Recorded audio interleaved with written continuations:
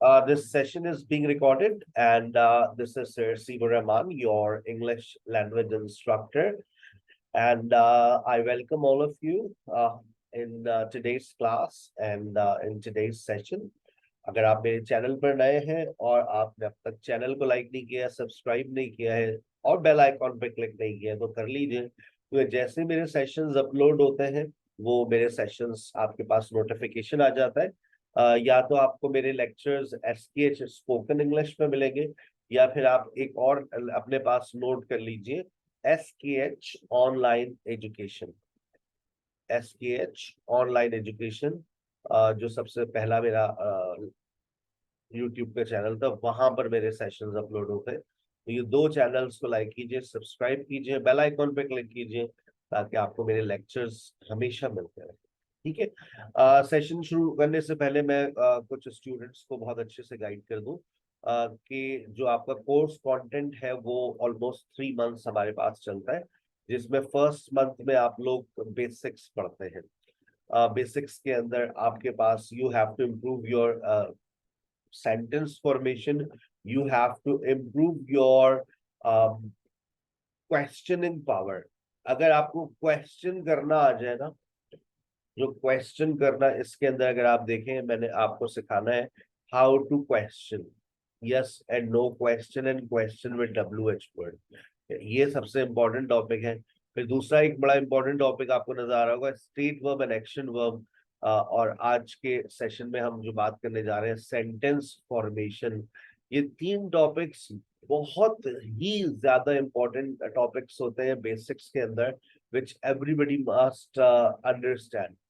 याद रखिएगा, बेसिक्स, ये जो बेसिक्स, मैं जिनको बेसिक्स कहता हूं, याद रखिएगा कि this session is for professionals as well, right. ये बेसिक डज नॉट मीन हमें तो बेसिक आती है, आपको बेसिक नहीं आती जब ये मेरे कोर्स में शामिल है। 19 साल के अंदर मैंने डॉक्टर्स, प्रोफेसर्स, PhDs, पढ़े लिखे लोगों को भी पढ़ाया है। मैंने बैचलर्स, इंटरमीडिएट, मैट्रिक के स्टूडेंट्स को भी पढ़ाया, बहुत सारे। उन लोगों को ये बेसिक्स नहीं आती, और जिनको सिर्फ ये बेसिक्स समझ जाए, तो उसके बाद वो लैंग्वेज को जब जब स्टडी करेंगे, उनको ये बेसिक्स याद आएंगे। भाई ऐसा ही है ना, जब आप किसी भी बिल्डिंग को बनाते हो, उसकी जो फाउंडेशन होती है, वो उसकी आखिरी वाली बिल्डिंग को भी सपोर्ट कर रही होती है। ठीक है ना। जो उसकी जो लास्ट बिल्डिंग होती है, उसको भी लास्ट क्या कहते हैं आप उसको, फ्लोर, उसको भी सपोर्ट करता है फाउंडेशन। फाउंडेशन ही अच्छी नहीं है, तो फिर things will become very difficult for all of you, right. अच्छा, उसके बाद हम बात करते हैं टेंसेस। अच्छा, जिस तरह से मेरा टेंसेस को पढ़ाने का तरीकेकार है, मैं टेंसेस, मॉडल वर्ब्स और कंडीशनल्स, ये तीनों सेशंस मेरे इंटरलिंक्ड होते हैं। जब आप सेकंड मंथ से फ्री होंगे, सेकंड मंथ का एंड होगा और थर्ड मंथ से के एंड होने से पहले पहले, you will have studied tenses, models and conditionals. These three topics help you to speak correct English. These three topics minimize your errors. ठीक है, ये तीन टॉपिक्स आपके एरर्स को मिनिमाइज कर रहे होते हैं। तो आप देखिएगा, जब आप इंशाल्लाह अपने थर्ड मंथ के एंड पर होंगे, तो उससे पहले पहले आप ये टॉपिक्स मुकम्मल कर लेते हैं, and then you will be taught passive wise. उसके बाद आखिरी जो टॉपिक है पैसिव, और मेरी कोशिश यही है पूरे दो सेकंड और थर्ड मंथ में कि आप लिखना भी सीखें। मेरे कोर्स के नाम से आपको समझ आ जाती है कि that sir Seeb is going to help you in speaking English. लेकिन by the end of this course, if you are eligible in writing, that's gonna be very outclass, that's gonna be awesome। अगर आप course मुकम्मल होने के बाद आपको एक paragraph लिखने की सलाहियत भी आ जाए, तो I think that will be icing on the cake, सोने पर सुहागा हो जाएगा। But I am sure that you will be speaking fluent English after this course. अच्छा, लेकिन देखिए, सबके हालात और वाकयात मुख्तलिफ हैं। आप एक हाउसवाइफ है और आपका 15 साल से सिस्टम ही बंद था, तो हो सकता है आप 3 महीने ना ले, फिर आपको 6 महीने लग जाए। ठीक है ना।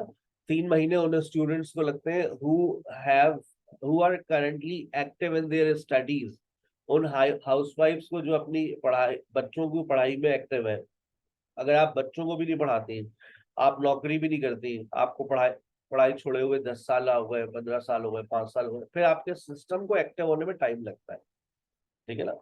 3 months for those who are actively studying these days, who are working somewhere, so your system is active, right? You are, because you have exposure to English language. आगे चलते हैं, टाइम टेबल अपना नोट कर लीजिएगा, जहन में बिठा लीजिएगा। उसके बाद आज का सेशन मेरा स्टार्ट हो रहा है। आज का बड़ा इंपॉर्टेंट लेक्चर है। मेरा 3rd बैच स्टार्ट हो रहा है आज से 31 जुलाई से, और फिर आपकी बोर्डिंग्स बंद हो जाएंगी इस सेशन की मोस्ट प्रोबेबली। मेरी क्लास आपके साथ दिन में 3 मरतबा होती है। आज 10 से 11 हो रही है, उसके बाद आप 3 से 4 होगी, फिर 8 से 9 होगी। 3 टाइमिंग्स पर मेरी क्लासेस होती हैं, and I teach the same content, same class 3 दफा रिपीट हो रही होती है। आपके पास बहुत अच्छी अपॉर्चुनिटी होती है कि if you are weak in grammar, you can grip your grammar rules on the same day. आपकी ग्रामर कमजोर है, आप दिन में 3 मरतबा उसी टॉपिक को स्टडी कर लीजिए, वो मसला उसी दिन हल हो जाए, right. You will have spoken class with miss Komal and miss Bushra, दो आपकी स्पोकन टीचर्स है। वेडनेसडे और थर्सडे को मुलाकात होती है। Then you will have a presentation session with miss Komal और मिस बुशरा। आप सुबह में आपको मिस बुशरा से मुलाकात हो रही है, दोपहर में मिस बुशरा मिलेगी, रात के सेशन में आपको मिस कोमल मिलेगी, ठीक है ना। ये आप लोगों की प्रेजेंटेशन और स्पोकन क्लास लेती है। Then you will have 3 different discussion teachers. Morning में आपकी मुलाकात होगी मिस परी से, दोपहर में मुलाकात होती है मिस कोमल से, एंड रात में आपकी मुलाकात होती है मिस तबस्सुम से। मिस कोमल डिस्कशन की अलग है और स्पोकन की अलग है, दो दो मिस कोमल पढ़ाती है हमारे पास। और एक्टिविटी सेशन में आजकल हमारे पास चल रहा है प्रोनाउंसिएशन एंड एक्सेंट ट्रेनिंग चल रही है, जो आज से 0 लेवल से स्टार्ट हो रही है। 31 जुलाई से इसका 0 लेवल से ये स्टार्ट हो जाएगी। इंशाल्लाह आज जब आप ज्वाइन करेंगे 12 से 1, तो आपको पहली क्लास मिल रही होगी प्रोनाउंसिएशन और एक्सेंट, ठीक है। तो और ये भी दिन में 3 मरतबा रिपीट होती है, 12 से 1, 5 से 6 और 10 से 11, ठीक है बेटा। टाइम टेबल आपने नोट कर लिया।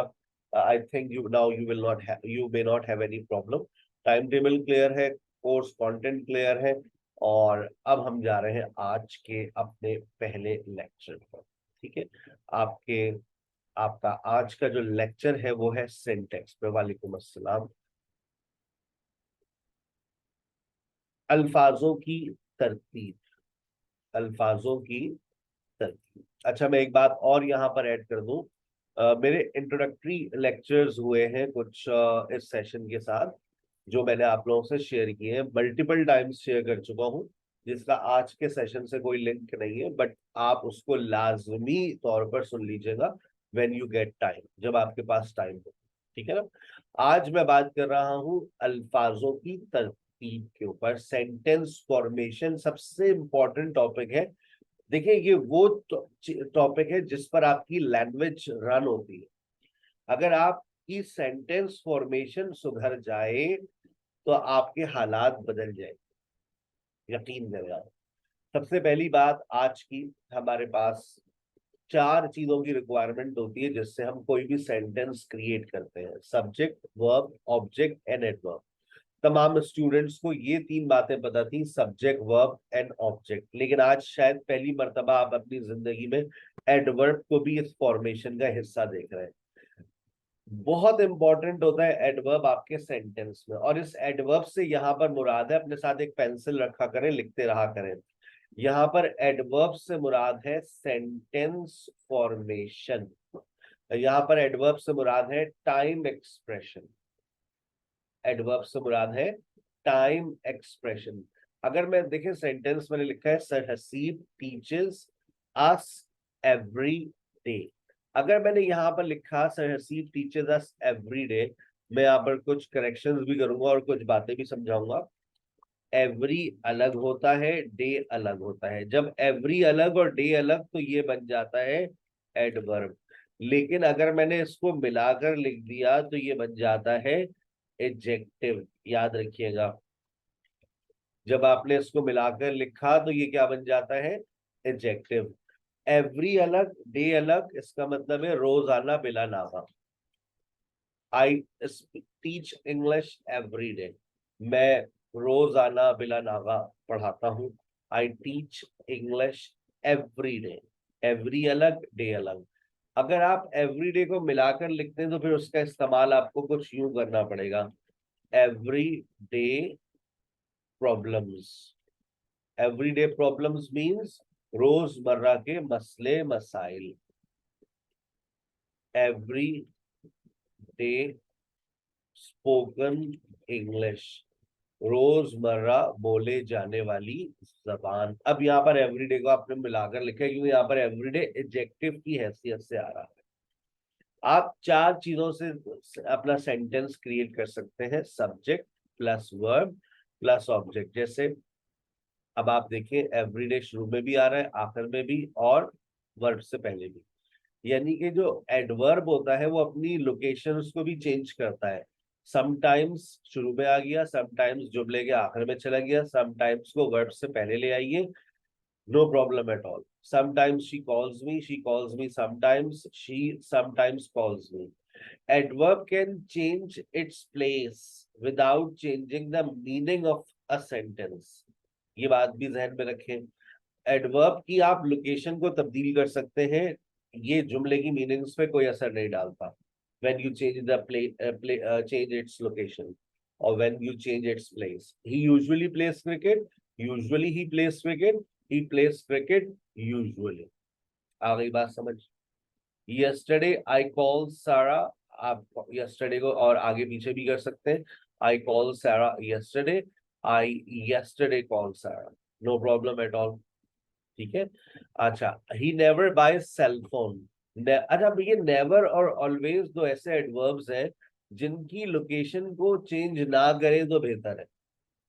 आप मुझे बताइए कभी आपने नेवर और ऑलवेज सेंटेंस के आखिर में देखा है?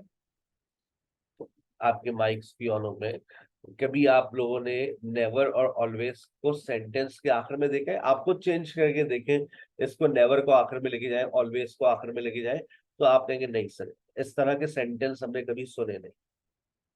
ट्राई करें। ही बाय सेल फोन नेवर, ही डिस्टर्ब्स अस ऑलवेज। आप टिक और क्रॉस भी लगा सकते हैं, यस और नो अगर बोलना सिर्फ चाहे तो आपके पास ऑप्शन होता है, देखें, टिक और क्रॉस लगाने का, तो आप वो भी लगा सकते हैं। Is it possible to change the location of never और ऑलवेज? तो आपका जवाब होगा नहीं सर, तो आप क्रॉस लगा सकते हैं। वेरी गुड लाजवाब, ठीक है, चल, दैट्स वेरी गुड एड्सा। अच्छा, लेकिन मैंने अपने गुनाहगार कानों से नेवर और ऑलवेज को जुमले के शुरू में भी सुना है। देखो, ये जुमला सुना है, never call me again, never talk to me, never come back, always take breakfast early, always respect your parents. जुमला नेवर और ऑलवेज से स्टार्ट होती है। सब कुछ इसका मतलब है अंग्रेजी में हो सकता है, ठीक है ना, ये जुमला बिल्कुल सही है। लेकिन अभी आपकी नॉलेज में इजाफा होगा तो आपको पता चलेगा इस नेवर और ऑलवेज से पहले भी कुछ छुपा हुआ है, और वो सब्जेक्ट है। तो ये बात सर की सच साबित हो गई कि नेवर और ऑलवेज को कभी भी आप जुमले के शुरू में और आखिर में इस्तेमाल नहीं कर सकते, ठीक है ना। अच्छा, एक और छोटी सी बात, बड़ी इंपॉर्टेंट बात है, देखिएगा, सारा कॉल्स मी ऑन संडे, सारा कॉल्स मी ऑन संडे। अगर मैं ये कह रहा हूँ सारा कॉल्स मी ऑन संडे, अगर तो आपने संडे से पहले लास्ट का वर्ड इस्तेमाल कर लिया तो फिर प्रेपोजिशंस की जगह नहीं रहती। देखें, संडे से पहले ऑन लिखा हुआ है, लेकिन अगर संडे से पहले मैंने लास्ट इस्तेमाल कर लिया, अब ऑन लगाने की जरूरत नहीं है। सारा called me last Sunday, that's all.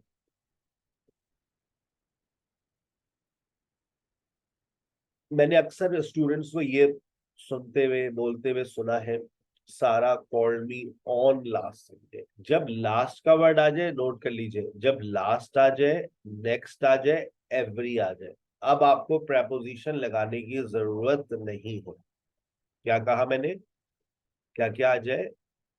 मैं लिख देता हूं, एवरी आ जाए, नेक्स्ट आ जाए, या लास्ट आ जाए।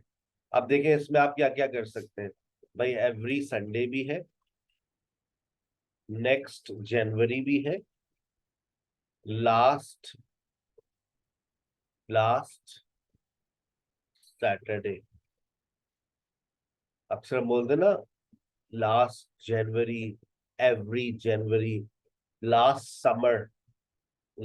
समर लिख लेते हैं, लास्ट समर। जो वैसे तो हम बोलते हैं इन समर, इन विंटर, लेकिन अगर आपने एवरी, नेक्स्ट और लास्ट का इस्तेमाल कर लिया बेटा, तो अब आपको किसी प्रपोजिशन को इस्तेमाल करने की जरूरत नहीं है, क्योंकि एवरी, नेक्स्ट और लास्ट नापने से पहले, नापने के बाद कोई प्रपोजिशन लेता है।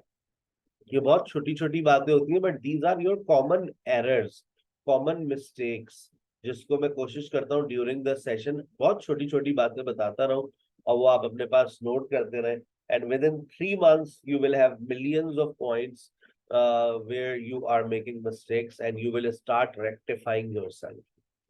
ठीक है, knowledge is, knowledge is wealth. मैंने कहीं सुना है, knowledge is wealth.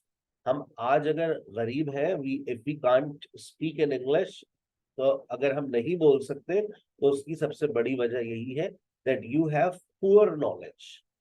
So you have to improve your knowledge. When you have good knowledge, you will have confidence and you will have guts to speak in English. So improve your knowledge first. अब आइए, मेरा आपसे एक सवाल, I have a question. Is it possible to construct, form a sentence without an adverb? Is it possible to make a sentence without an object and adverb? Is it possible to make a sentence without subject? क्या कहते हैं? जवाब दीजिए, मैं इंतजार कर रहा हूं। क्या ये मुमकिन है कि हम एडवर्ब के बगैर सेंटेंस बना लें? है क्या? Is it possible? क्या ये मुमकिन है कि हम ऑब्जेक्ट और एडवर्ब के बगैर जुमला बना? क्या ये मुमकिन है कि हम सब्जेक्ट के बगैर जुमला बना लें? अगर सब्जेक्ट को हटाते हैं तो वर्ब, ऑब्जेक्ट और एडवर्ब होगा वहां पर। लेकिन क्या आपको लगता है कि इन चीजों के बगैर हम जुमला क्रिएट कर सकते हैं? देखिए, सिर्फ लाजवंती का जवाब है जी सर, बाकी लोग सो रहे हैं, आराम फरमा रहे हैं। Subject plus verb plus object, ईर्षा का जवाब दिया गया, जी सर बिल्कुल बना सकते हैं। दिख रहा है हमें स्क्रीन पर, जो दिखता है वो होता नहीं, और जो होता है वो दिखता नहीं।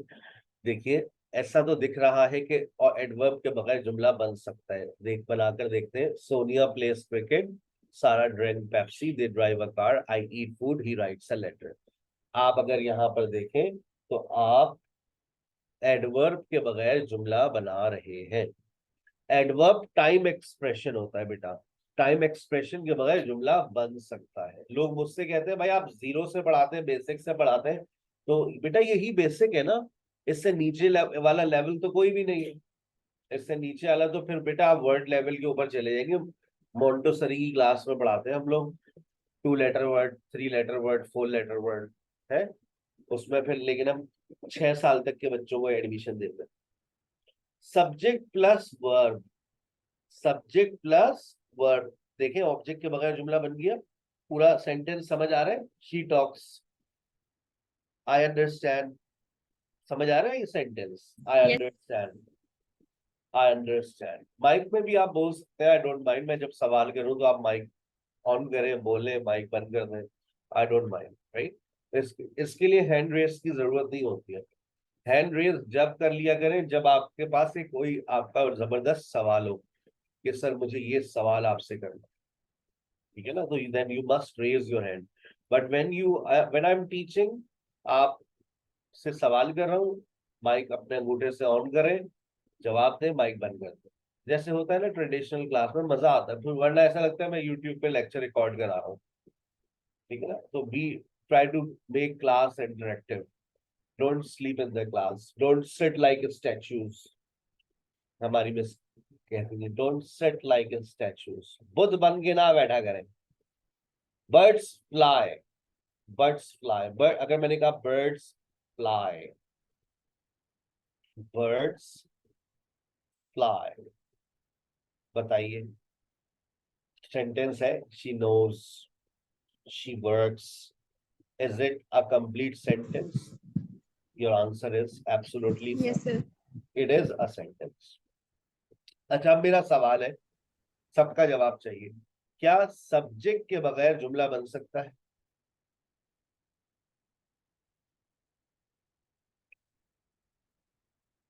टिक भी लगा सकते हैं, अगर आपके बैकग्राउंड पे कभी बहुत ज्यादा शोर हो तो आप चैट में लिख सकते हैं, टिक लगा सकते हैं, दे आर इक्विवेलेंट टू से यस। मानूर ने कह दिया नहीं सर, सब्जेक्ट के बगैर जुमला नहीं बन, सब्जेक्ट, लेकिन बाकी सर आवाम पहले तो पता नहीं था, लेकिन अब इसमें नजर आ रहा है कि सब्जेक्ट बगैर जुमला बना हुआ है। बना हुआ है तो बन सकता है, जो दिखता है वो होता नहीं लाजवंती, और जो दिखता है वो यस सर। होता नहीं। अब यहाँ पर तो आपको ये दिख रहा है कि सब्जेक्ट के बगैर जुमला बन रहा है, तो आप भी गो विद द फ्लो हो गई है, हाँ सर बन सकता है, देखिए ना बन रहा है, कॉल सारा नाउ, इसमें किधर है सर सब्जेक्ट, बता दीजिए, किल हर राइट नाउ, मार डालो उसको। सर देखिए ना, सब्जेक्ट आ रहा है, वर्ब आ रहा है, ऑब्जेक्ट आ रहा है, उसके बाद एडवर्ब आ रहा है, देखिए ना, ओपन द डोर, देखिए ना सर, वर्ब आ रहा है, ऑब्जेक्ट आ रहा है, एडवर्ब आ रहा है। मानूर शायद अपना जवाब बदलती हुई नजर आए मुझे, अभी तक उन्होंने अपना जवाब बदला नहीं है, ये बन सकता है, अभी भी वो अपने बात पर कायम है, नहीं बन सकता, अब उन्होंने अपनी स्टेटमेंट बदल दी है, कीप क्वाइट। सबा ने भी अपनी स्टेटमेंट दे दी है, माशाल्लाह, बन सकता है सर जी। आइए, अब हम इल्म की रोशनी या आपके ऊपर हम फूंक मारते हैं, हम आपके ऊपर एक फूंक मार रहे हैं, जिससे आपको पता चलेगा कि जो दिखता है वो होता नहीं, और जो होता है वो कभी कभार हमें दिखता नहीं। जैसे यहाँ पर अभी भी आपको यही दिख रहा है, verb plus object, help me, call her, help me, call her, keep quiet.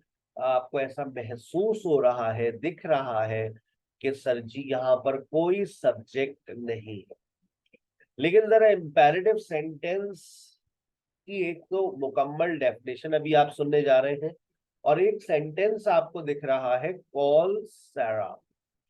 जब आप इस सेंटेंस को देखते हैं तो आपको इस बात का एहसास होता है, आपको पता चलता है कि लो जी, यहाँ तो सब्जेक्ट कहीं से हमें दिख रहा है। देखिए, आपकी आंखों में एक मैंने रोशनी डाल दी है, उस रोशनी की वजह से आपको कॉल सारा से पहले कुछ दिख रहा होगा, जो पहले आपको नहीं दिख रहा था, लेकिन इस जुमले के बाद आपको दिखना शुरू हो गया है। दिख रहा है क्या? जी सर, यू। जो पहले नहीं दिख रहा था, सर ने रोशनी डाली तो अब आपको दिख गया, और ये इल्म की रोशनी है, आपने देखा। लेकिन सर जुमला तो हम यही पढ़ते हैं, कॉल सारा, हम बिल्कुल यही पढ़ेंगे, लेकिन जब आप इम्पेरेटिव सेंटेंस के बारे में स्टडी करेंगी तो आपको देखें क्या सुनने को मिलने वाला है। in imperative sentence, the subject is usually hidden. In imperative sentences, the subject is usually hidden. Imperative sentence में आम तौर से जो सब्जेक्ट होता है वो छुपा हुआ होता है। आ गई बात समझ? आगे यस सुनिएगा, sir. Because, because it is definite, because it is obvious, because in imperative sentence we normally give advice, order, request or give instructions। मेरे सामने सोबिया खड़ी हुई थी, मैंने सोबिया से कहा कॉल सारा, सोबिया ने सर हिलाते हुए कहा, जी सर मैं भी बुलाती हूँ। मुझे सोबिया से ये कहने की जरूरत नहीं थी, यू कॉल सारा, मैंने सिंपली बात करी, मैंने कहा कॉल सारा।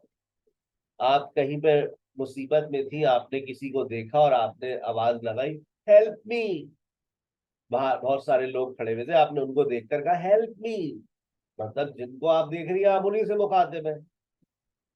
मेरे सामने मेरी असिस्टेंट खड़ी हुई है, मैंने कहा और सर वो आज सारा ने जो है वो अली को चांटा रख दिया। मैं वाकई कॉल हर। अब मैंने अपनी असिस्टेंट से ये थोड़ी नहीं कहना है यू कॉल हर। ऑब्वियसली मैं जिससे मुखातिब हूँ, जिससे मैं बात कर रहा हूँ, वो मेरे सामने है, तो यहाँ पर यू लगाने की कोई जरूरत है नहीं। ठीक है ना। मैंने कहा फॉर एग्जाम्पल मैं बात कर रहा हूँ, मैंने कहा बेटा answer me reply me, am I audible. अब आप लोग, मैं किससे मुखातिब हूँ? Listen to me, reply me, tell me. मैं आप लोगों से मुखातिब हूँ, तो मुझे यू लगाने की जरूरत नहीं है, क्योंकि इम्पेरेटिव सेंटेंस में आप सेकंड पर्सन से ही मुखातिब होते हैं। ऑब्वियस है, ये डेफिनेट है कि यहाँ पर यू ही होगा, तो आप यू नहीं लगाते। जिस तरह से अब अभी आपने ऊपर दो सेंटेंसेस देखे थे, ऑलवेज और नेवर शुरू में आ गया था। मैंने आपसे कहा be regular in the class, always be regular in the class, always take your classes on time, always attend your sessions, don't bunk off। अब देखिए मैं यहाँ पर you का इस्तेमाल नहीं कर रहा क्योंकि ये डेफिनेट है, लेकिन अब ये कह देना कि यहाँ पर सब्जेक्ट के बगैर हम जुमला बना रहे हैं, तो मैं आपकी नॉलेज में इजाफा कर दूं कि it is impossible to construct a semi sentence without subject and without verb.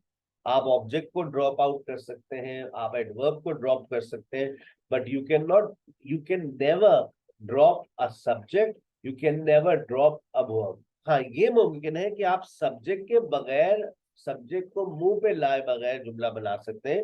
ये मुमकिन है कि आप सब्जेक्ट को हाइड कर सकते हैं, और ऐसा सिर्फ कहां पर होता है? Imperative sentence. बहुत अच्छे से बात क्लियर हो गई है? ठीक है, कोई परेशानी नहीं है? अब आपको गुस्सा आ रहा है, तुम अपना मुंह बंद रखो बेटा, पढ़ाने तो दीजिए। नहीं, तुम अपना मुंह बंद रखो। गुस्सा आ गया आपको? तुम मेरे कमरे से बाहर चली जाओ। याद करेंगे जुमले आपको बहन भाइयों की याद दिला रहे होंगे, या फिर स्कूल वाली बातें मैं याद दिला देता हूँ। तुम अपना मुंह बंद रखो बबलू, बहुत बोल रहे हो। You keep your mouth shut, you shut up. गुस्से में यू आता है नहीं आता? बताइए, आता है ना? जब गुस्सा आता है तो यू जबान पर आता है। तुम दफा हो जाओ, ये कॉमन सेंटेंस है हमारे घर का, जो आप लोग अमूमन बहन भाई आपस में गुस्से में बात कर रहे होते हैं। तो इस तरह तुम दफा हो जाओ मेरे यहाँ से। You just beat it.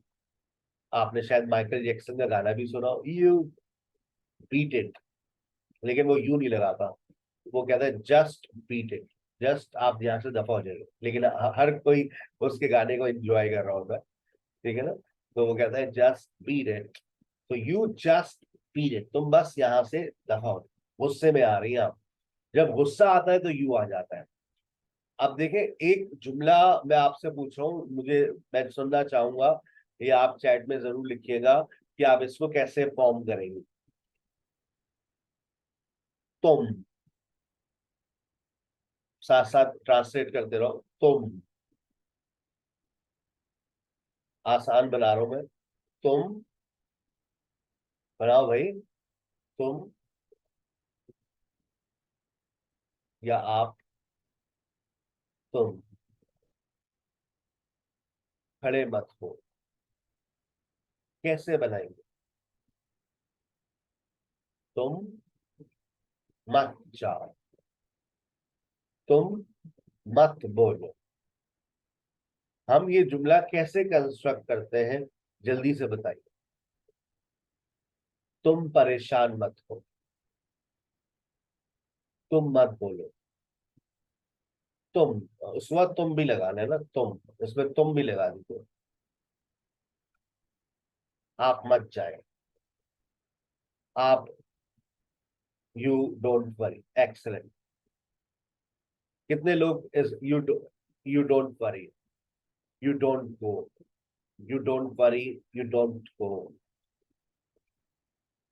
अगर तो हम जबान से यू बोलना चाह रहे हैं, हम गुस्से में हैं, तुम मत जाओ, तुम मत जाओ कहीं पे भी, यू डोंट गो एनीवेयर। तुम बातें मत करो, यू डोंट टॉक। ये जुमले सही है, ऐसे ही बोलते हैं, आप लोग टिक लगा सकते हैं, जी सर हम ऐसे ही बोलते हैं, मान लें, आप मेरी बात मान लें। सर 19 साल के तजर्बे को आप चैलेंज नहीं कर सकते। यही जुमला बोला जाता है, पता नहीं कितनी मिसों को हमने करेक्ट किया है। जब हम जाते हैं क्लासरूम ऑब्जर्वेशन पे, तो मिसें बच्चों से यही बोलती हैं, तुम बातें मत करो, यू डोंट टॉक, तुम खड़े मत हो, यू डोंट स्टैंड अप। ये सारे जुमले गलत, गलत है आपके सारे जुमले। आज आप इस जुमले को सही कीजिए। डोंट यू स्टैंड अप, तुम खड़े मत हो। डोंट यू वरी, तुम परेशान मत हो। तुम मत जाओ, डोंट यू गो। तुम बातें मत करो, डोंट यू टॉक। सारे सबके जुमले सही हो गए ना, सबके गलत थे ये। Don't you talk, don't you worry, don't you, तुम मेरी मामलात में दखल मत करो। होता है ना, तुम मेरे मामलात में मत पढ़ो, तुम मेरे मामलात में मत बोलो। कैसे बोलते हैं? ये जुमला सुना जरूर होगा आपने, don't you interfere in my matters. सुना है ना? Don't you interfere in my affairs, in my matters. Don't you, अच्छा एक और भी सुना होगा, तुम दोबारा जुर्रत मत करना मुझे हाथ लगाने की। इसके लिए बताओ कौन सा स्टार्टिंग, बताओ क्या सुनिए। तुम दोबारा जुर्रत मत करना यहाँ पर आने की।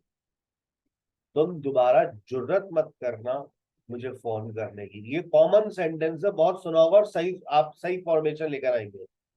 क्या सुना है बताओ, माइक ऑन करके बता दो।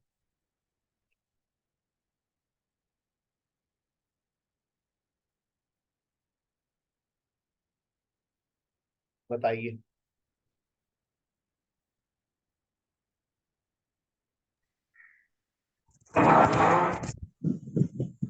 Uh, क्या it, सुना?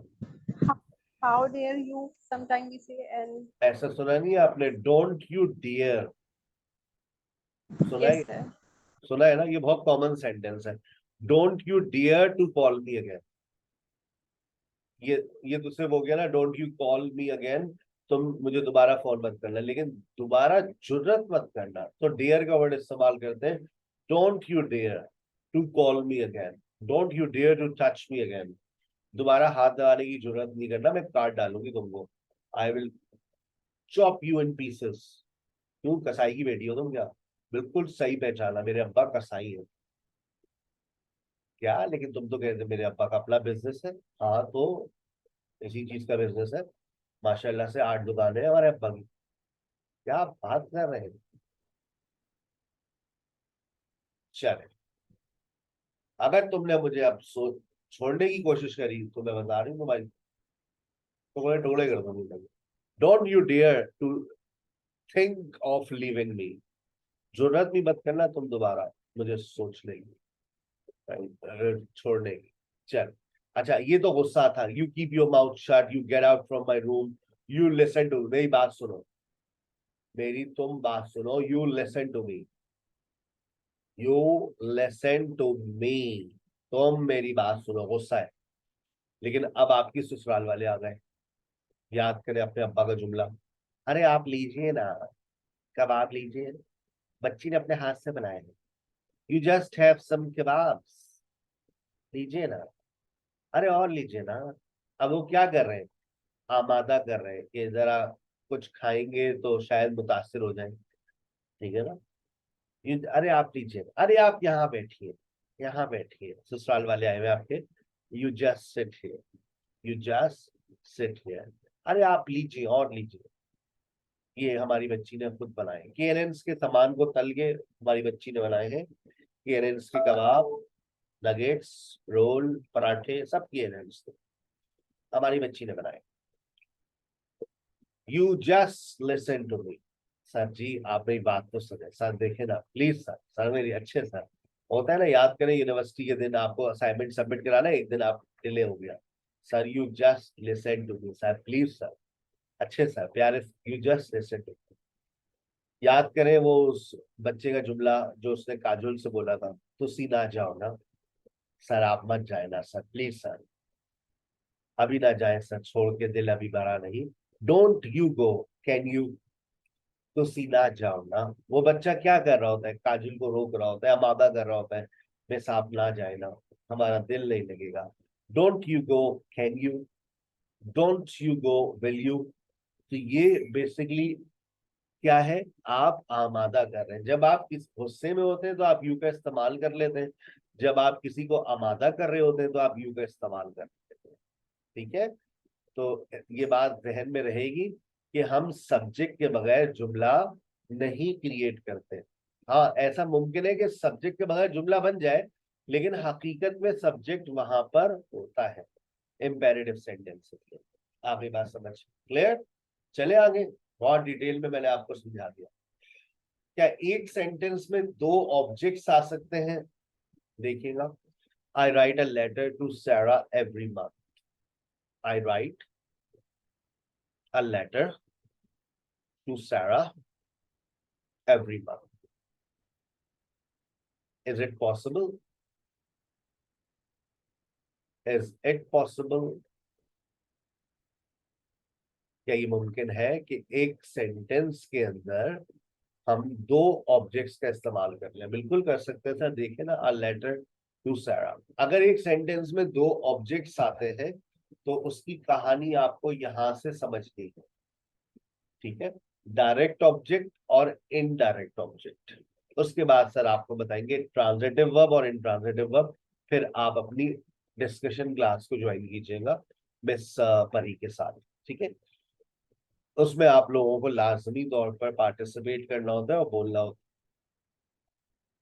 है। तो आपके जितने भी सेशंस हैं, चाहे वो स्पोकन क्लास हो, डिस्कशन क्लास हो, 1-to-1 डिस्कशन हो, प्रोनाउंसिएशन सेशन हो, आपको सब में बोलना होता है।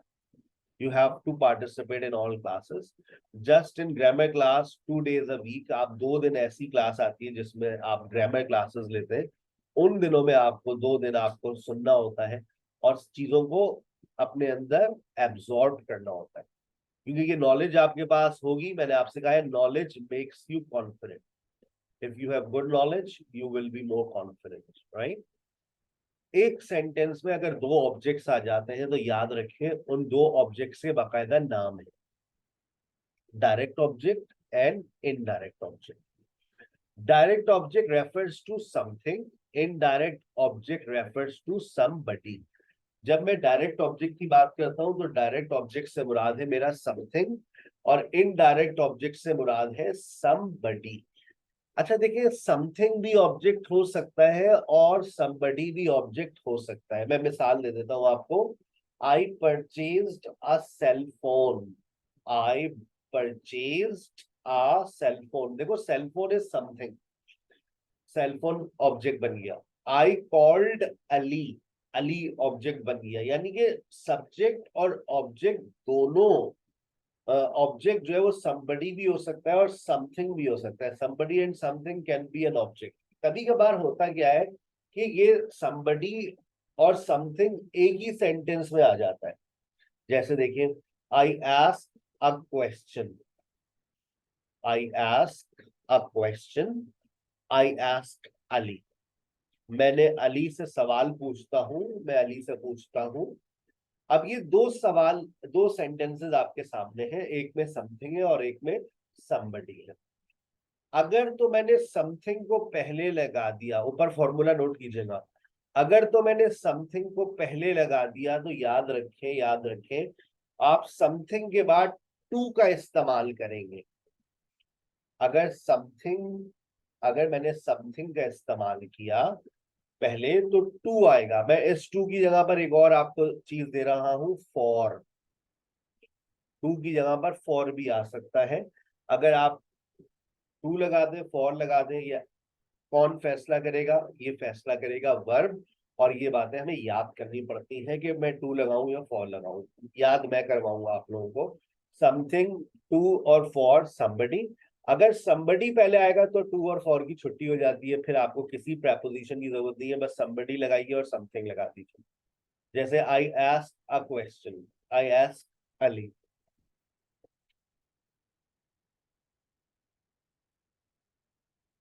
अब इन दोनों को एक साथ जोड़ते हैं। I ask a question, something पहले आया तो टू लगाना पड़ेगा, टू अली। अली, अब आप अली को पहले ले आइए, I ask Ali a question. देखें दोनों सेंटेंसेस को मैंने आपके सामने क्रिएट कर दिया। अली जब पहले आया, somebody जब पहले आया, तो कोई preposition की जरूरत नहीं पड़ी। I ask Ali a question. I give Sadia a lecture. Sadia को पहले लिखा, somebody पहले आया, lecture बाद में आया, no preposition required, lecture को पहले ले आइए। I give a lecture to Sadia, अब टू आ गए। आई बात समझ? एक सेंटेंस में दो ऑब्जेक्ट्स आ सकते हैं। एक सवाल यहाँ पर, दो सवाल यहाँ पर उठ रहे हैं। सर आपने एक बात कही कि कभी टू लगता है कभी फॉर लगता है, हमें कैसे पता चलेगा? हम आपको बता रहे हैं। सर एक और सवाल, सर वर्ब अपने बाद ये दो ऑब्जेक्ट लेगा, हमें कैसे पता चलेगा? बहुत अच्छी बात है। पहले इस बात का जवाब दे देता हूं कि हमें कैसे पता चलेगा कि वर्ब अपने बाद दो ऑब्जेक्ट्स लेगा। ये कौन हमें बताता है? ऑब्वियसली आपने खुद ही अपनी सवाल के जवाब में जवाब खुद ही दे दिया है। वर्ब अपने बाद दो ऑब्जेक्ट लेगा, ये हमें कैसे पता चलेगा? भाई एक सेंटेंस में दो ऑब्जेक्ट्स आते हैं, इसका पता किसको देखकर चलता है? वर्ब को। वर्ब फैसला करता है कि मेरे बाद एक ऑब्जेक्ट आएगा, दो ऑब्जेक्ट आएंगी, या मेरे बाद कोई भी ऑब्जेक्ट नहीं आएगा। जरा देखिएगा नीचे, ट्रांजिटिव वर्ब और इनट्रांजिटिव वर्ब। आज की आखिरी बात, ट्रांजिटिव वर्ब्स वो वर्ब्स होते हैं, बहुत आसान जबान में आपको क्लियर कर रहा हूं। ट्रांजिटिव वर्ब्स वो वर्ब्स होते हैं जो अपने बाद ऑब्जेक्ट लेते हैं। एक ऑब्जेक्ट भी ले सकते हैं, दो ऑब्जेक्ट्स भी ले सकते हैं। ये हमको याद करना पड़ता है कि ये वर्ब अपने बाद एक ऑब्जेक्ट लेगा, ये वर्ब अपने बाद दो ऑब्जेक्ट लेगा। एक बात और समझा दूं, हम ये याद नहीं करते कि एक लेगा या नहीं लेगा। हम ये याद जरूर करते हैं कि ये वाले जो वर्ब्स हैं ये अपने बाद दो ऑब्जेक्ट्स लेते हैं। तो उसकी लिस्ट मैं भी आपसे शेयर करूंगा। इनट्रांजिटिव वर्ब्स वो वर्ब्स होते हैं जिनके बाद कोई ऑब्जेक्ट नहीं आता, और इनकी तादाद बहुत कम है, ये 200 के अंदर है, ये आप याद कर सकते हैं। इनट्रांजिटिव वर्ब्स वो वर्ब्स होते हैं जो अपने बाद ऑब्जेक्ट नहीं लेते। तो फिर क्या लेते हैं? कुछ भी नहीं लेते। जैसे क्या मतलब सर? देखें, द डोर ओपन्स, कुछ भी नहीं आया, कोई ऑब्जेक्ट आया? The door opens. Birds fly, कुछ भी नहीं आया। तो कोई भी इनट्रांजिटिव वर्ब आपके सेंटेंस में आ जाए, या तो वो कुछ भी नहीं लेगा, खाली वर्ब आ गया, या I understand, no object is there. लेकिन अगर मैं ये कहूं कि एडजेक्टिव ले सकता है, तो देखिए ही इज टायर्ड, एडजेक्टिव आ गया। मैं कहता हूँ प्रेपोजिशन ले सकता है, I go to school every day. अभी मैं आपसे आज से पहले ये पूछता I go to school every day, इसमें ऑब्जेक्ट क्या है? तो आधी फॉर्म कहती है एवरी डे, आधी फॉर्म कहती है स्कूल। लेकिन एवरीडे मैंने आज सिखा दिया कि एवरीडे क्या है आपका। तमाम स्टूडेंट चीख चीख के बताएंगे एवरीडे क्या है। एडवर्ब। एडवर्ब हो गया ना, नॉलेज में इजाफा, कॉन्फिडेंस लेवल हाई हो गया, एकदम से जवाब आ गया सर एवरीडे तो एडवर्ब है सर। अब स्कूल क्या है? स्कूल आपका कॉम्प्लीमेंट है। याद रखिएगा जितने भी वर्ब ऑफ मूवमेंट्स होते हैं, कौन कौन से? Go, come, arrive, reach, get, walk, run, जितने भी वर्ब ऑफ मूवमेंट्स हैं जिसमें आप चल रहे हैं, भाग रहे हैं, एक जगह से दूसरी जगह जा रहे हैं, फ्लाई, तो ये हमेशा ही नॉन इनट्रांजिटिव्स होते हैं।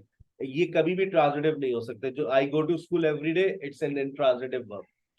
ही इज टायर्ड, इनट्रांजिटिव। अब यहाँ पर देखें, ही ड्राइव स्लोली, तो अब यहाँ पर एडवर्ब आ गया, he drive slowly, adverb of manner. तो इनट्रांजिटिव वर्ब्स वो वर्ब्स होते हैं जो अपने बाद ऑब्जेक्ट नहीं लेते, और ट्रांजिटिव वर्ब्स वो वर्ब्स होते हैं जो अपने बाद ऑब्जेक्ट लेते हैं। ये हमें याद करना पड़ता है कि ये वाला वर्ब एक सिंगल ऑब्जेक्ट लेगा, ये डबल ऑब्जेक्ट लेगा। डबल ऑब्जेक्ट को ज्यादा मेहनत से याद करना पड़ता है, क्योंकि डबल ऑब्जेक्ट में कभी टू आता है और कभी फॉर आता है। सर हमें कैसे पता चलेगा? सर अभी आपको बता देंगे। यहाँ तक किसी को सवाल?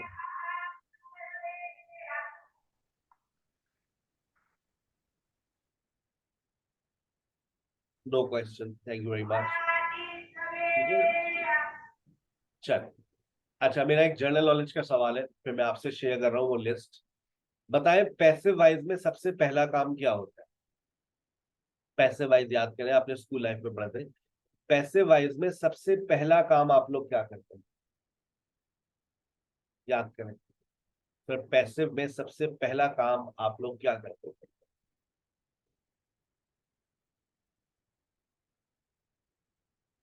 याद आया कुछ?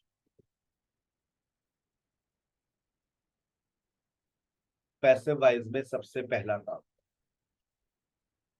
स्कूल की बातें याद करें, इसने पैसिव वाइज में सबसे पहला काम क्या करने के लिए कहा था?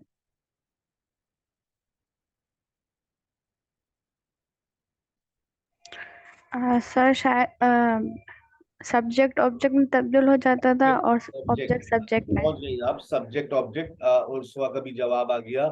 ऑब्जेक्ट को पहले ले आते थे, ऑब्जेक्ट को पहले लाते थे। अब मुझे आप ये बताइए, ईमानदारी से बताइएगा, आप जब इनट्रांजिटिव वर्ब होगा तो क्या आप उसका पैसिव बनाएंगे?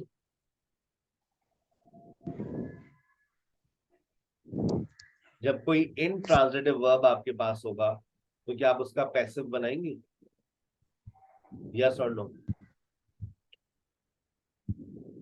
नहीं।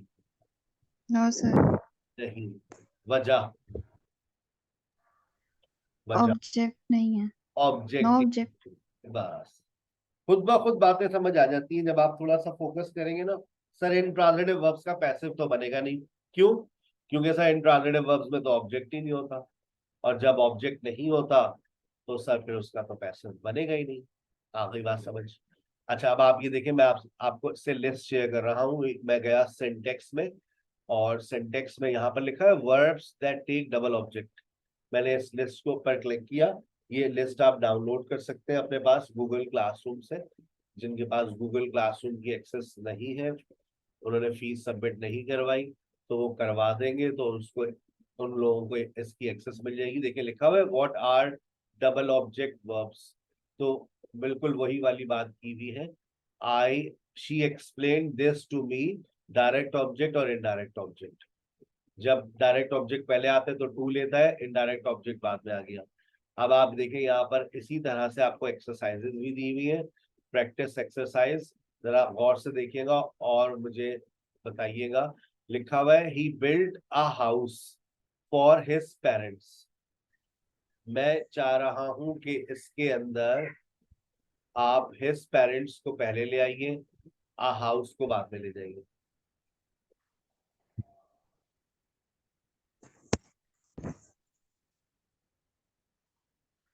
मुश्किल है। I will send the report to you tomorrow. मैं चाह रहा हूँ यू को पहले ले आइए, रिपोर्ट को बाद में ले जाइए। जब somebody पहले आएगा तो टू और फॉर गायब हो जाएगा। Let me make some tea for you. You को पहले ले आइए, सम टी को बाद में ले जाइए।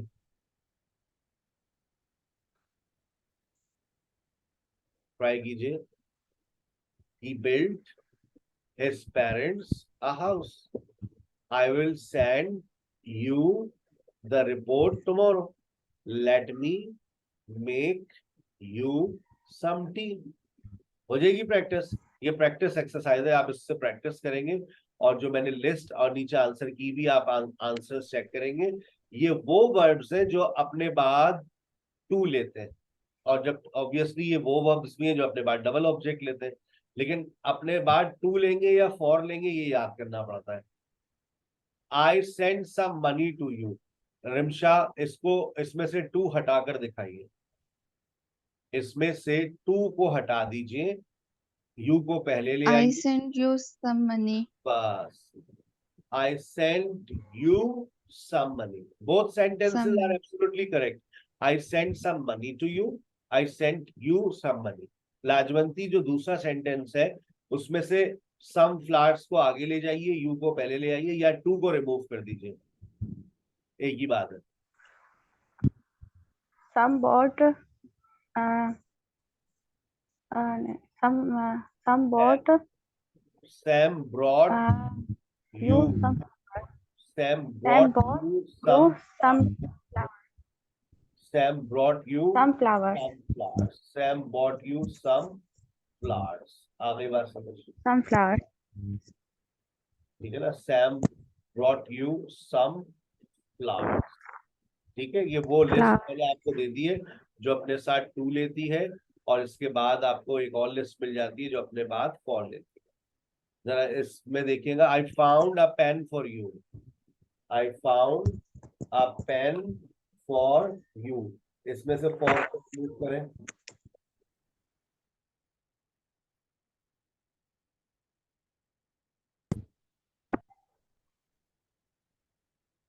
जल्दी से, I found you a pen. I found your pen. Can you get a gift card for me, इसमें से फॉर को रिमूव कीजिए।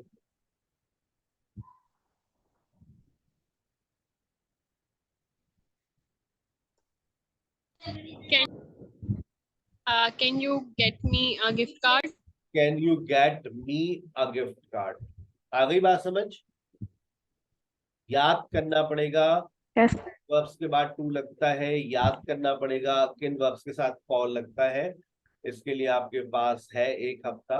ये नोट्स आप अपने पास डाउनलोड कर सकते हैं, ये भी बड़ी अच्छे नोट्स हैं जो मुझे देखते ही आप समझ जाएंगे कि ये डायरेक्ट ऑब्जेक्ट और इनडायरेक्ट ऑब्जेक्ट की क्या कहानी है। सर कल के सेशन में आप क्या पढ़ाएंगे? कल के सेशन में हम आपसे डिस्कस करेंगे, ये आपके पास जो है इंट्रांजिटिव वर्ब्स की लिस्ट आ गई, ये आपका एक सर्टिफिकेट आ गया जो आपको मिलता है सेशन के बाद। कल का जो टॉपिक है बहुत आसान है, और कल हम पढ़ेंगे सब्जेक्ट एंड वर्ब। लेकिन कल मैंने एक नया टॉपिक भी डिजाइन किया इसके साथ जो मैं डिस्कस करने जा रहा हूँ। मैं पूरी प्रोनाउन फैमिली पढ़ा रहा हूँ कल। मैं कल डिटर्मिनर भी पढ़ाऊंगा, कल के सेशन में मैं रिफ्लेक्सिव प्रोनाउन भी पढ़ाऊंगा, और कल के सेशन के अंदर मैं आपको पजेसिव प्रोनाउन भी पढ़ाने वाला हूँ। So don't miss tomorrow session. अगर यही सेशन जो मैंने आज कंडक्ट किया है आप इसको दोबारा रिपीट सुनना चाह रहे हैं लाइव सेशन के अंदर, तो दोपहर में 3 बजे ज्वाइन कीजिएगा, और रात में सुनना चाह रहे हैं तो रात में 8 बजे। अब आप अपनी डिस्कशन क्लास ज्वाइन कर लीजिए, अपना व्हाट्सएप चेक कीजिए, आपके पास लिंक आ चुका है। अस्सलाम वालेकुम।